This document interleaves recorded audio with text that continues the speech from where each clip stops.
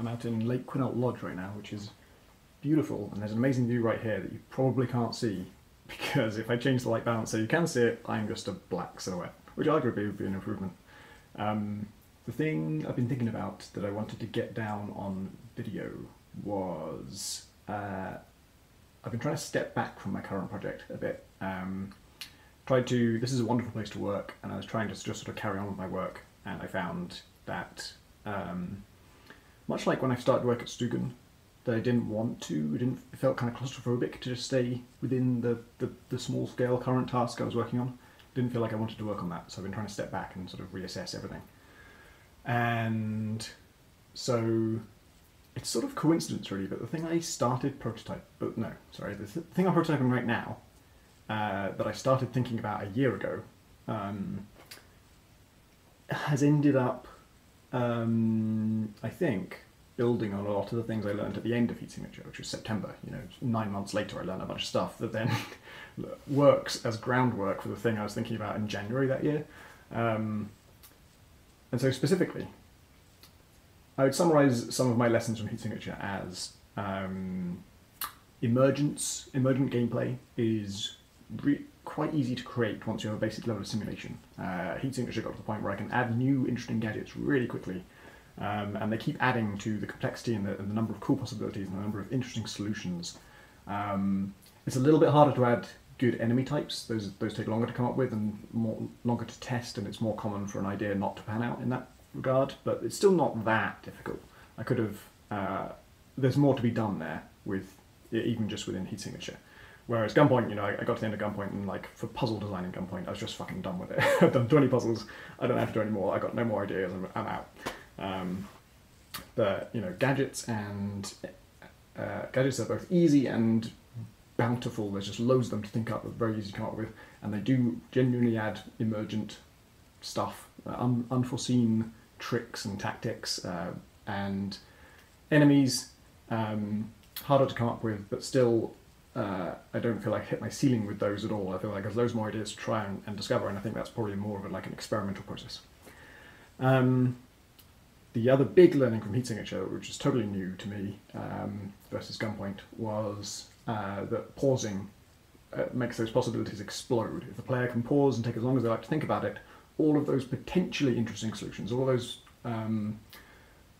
the full size of all the options that are truly available to you, suddenly just rushes forwards in a way that never does in any real-time game, even with extensive slow motion, even with much better clarity than Heat Signature. There's just no real-time game where you have that kind of mastery over your options, where you can see that much of the possibility space. If you can pause, what you can do with an emergent system is just incredible. And then another thing I learned from Heat Signature was that not everyone does pause.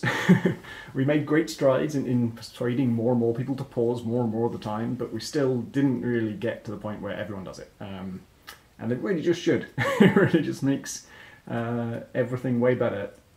Both if you are struggling and having trouble even just with basic competence in the game, and if you are deep into it and brilliant at it and using all this cool stuff. Even at that point, if you pause, you'll be seeing loads more cool things to do. And then actually another thing that this wasn't a lesson so much, it was something I was thinking about at the end of Heat Signature, was that I've successfully made a game where emergent stuff is possible, successfully made a game where emergent stuff is advantageous, like it successfully pushes you to do emergent stuff, I think, in some situations for some players. It's pretty good at that.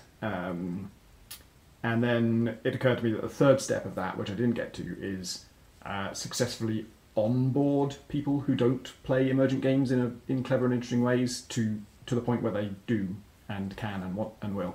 Because I keep hearing people sort of doing themselves down and saying like, oh, I'm just not clever enough to think of these things. I just don't know how to do that. And I don't believe it's a lack of intelligence. I believe it's a barrier. There's some kind of block to it.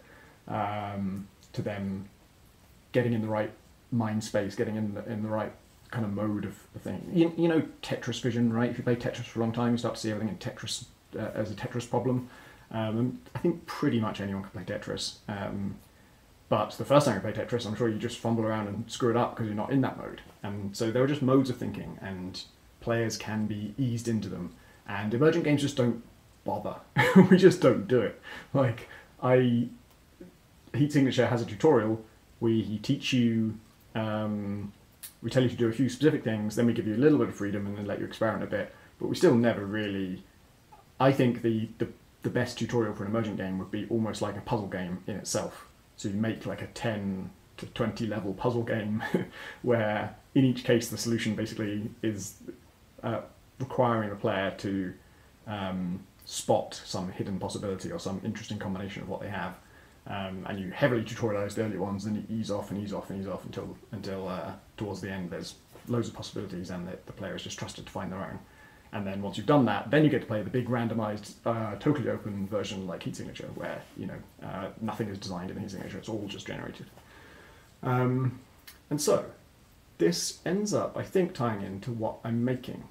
When I stepped back, I expected to kind of find, oh, I'm going down the wrong path, I should do something else. But I think I found the opposite, which is the game I'm making is you have a small team of, let's call them agents. And you are breaching into rooms full of, let's call them gangsters, and the way I'm doing it is it's turn-based, but the way one turn works is you click on one of your agents, you tell them to do this, they go and do it right away, you see the effects of that. If it's like punch a gangster, then they go and punch the gangster. Then when you click on another agent, we go back in time to before that your first agent did anything. So they still have the order to punch the gangster, but they haven't done it yet. And now you tell your second agent to do something, and as they go and do it, the first agent also goes and does what he did the first time. Which is, it's not quite how Frozen Synapse works, it's not quite how XCOM works, it's not quite how any of the sort of turn-based games I'm playing off work, but it's also not like an innovation or anything. It's a bit like that world in Braid where you cooperate with your past self, only it's very intentionally, we're not making a gimmick of it. It's not like, whoa, look, we're rewinding time. Isn't this crazy? This is just literally an interface for giving orders to multiple people who are then going to execute them simultaneously. And in particular, it's an interface for seeing how those orders play out.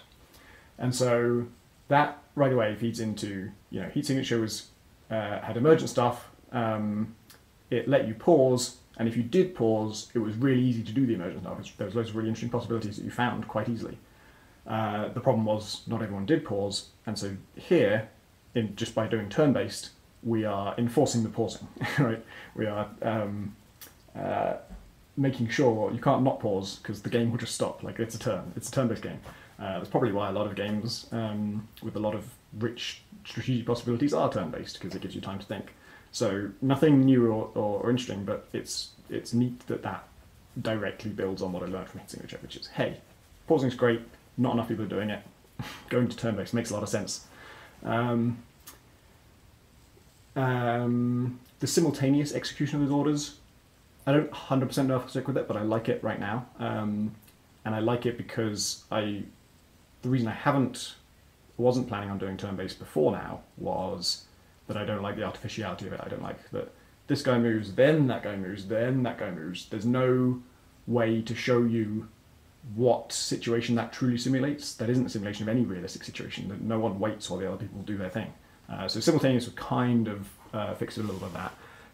It's not actually simultaneous turn-based because I don't want the enemies to move while you're moving. They're going to sort of on their turn line up a bunch of shots and stuff, and then on your turn you do a bunch of stuff all at once. So it will still be a bit fake, but it helps a bit. And then teaching you emergence. That isn't sort of a core part of the plan yet, but I think that's what I will go towards, is having some tutorial levels working towards a state where the player where we're sort of asking you to find an emergent solution. Like, we'll design it so that there is some clever way out of this, and we'll just give you a situation where this is fucking impossible if you don't think of something clever, and maybe there's one or two different clever things that get your way out of it. And so that could be like level 3 of the tutorial, and levels 1 or 2 are where we actually tell you, hey, you're screwed unless you cast this spell, or unless you do throw this grenade, or unless you exploit this consequence of the mechanics that we're just going to tell you. We're just going to tell you what it is. And then on the third time, maybe one of those tactics works, but it's not, we don't point you to it this time, you have to sort of figure it out for yourself. And then there was one more thing about this that seemed really appropriate and cool. So I'm going to look it up before I continue, just in case it's not what I think it is. As I wrote all the stuff down. Hey, maybe you can see the view now. Maybe not. What did I write? I wrote that emergent gunning is easy and cool, but people don't pause enough, so enforce the pausing. And then, oh yeah, here it is. Yes, this is it. My God, this is the whole point. I forgot the whole point. The other thing that I've learned in general, partly from heat signature, partly from everything else, partly from other people's games, clarity is really, really hard. Really hard. Even when you focus on it as like number one priority, sometimes it's still the biggest problem with your game that you didn't do it well enough. That ties into emergence because something I've thought and believed and now seen is definitely true is that emergence hinges on the player knowing the rules. They have to know how the simulation works in order to think of clever plans. They have to know, oh, but if I did that, the guard's going to react in this way, and then that's going to happen. So they can have those ideas. And yeah, so clarity's hard, and like prediction is hard as well. Telling the player, here's what will happen if you do that, is difficult in every way, but especially in user interface. Very hard to present that data, even if you can supply it. This ties into something that I have noticed. I noticed particularly with Shadwen. So you know from Braid's come up more than once in this discussion for good reason. The early levels of Braid, before any interesting time variable is introduced, there's just rewind, and it's a platformer where you're jumping over spikes and stuff, the kind that I don't normally like, but because you can rewind infinitely and for free and in any time, all of my problems with that genre are gone. Like, it's not just better, it's all problems are solved. There is no frustration. Equally, some of the things people like about that genre are gone as well, but I don't care about that because I was not into that genre in the first place. And it's remarkable how I jump into a pit of spikes. Oh well, I rewind 0.2 seconds and I'm safe, and I do it again and I get it right this time.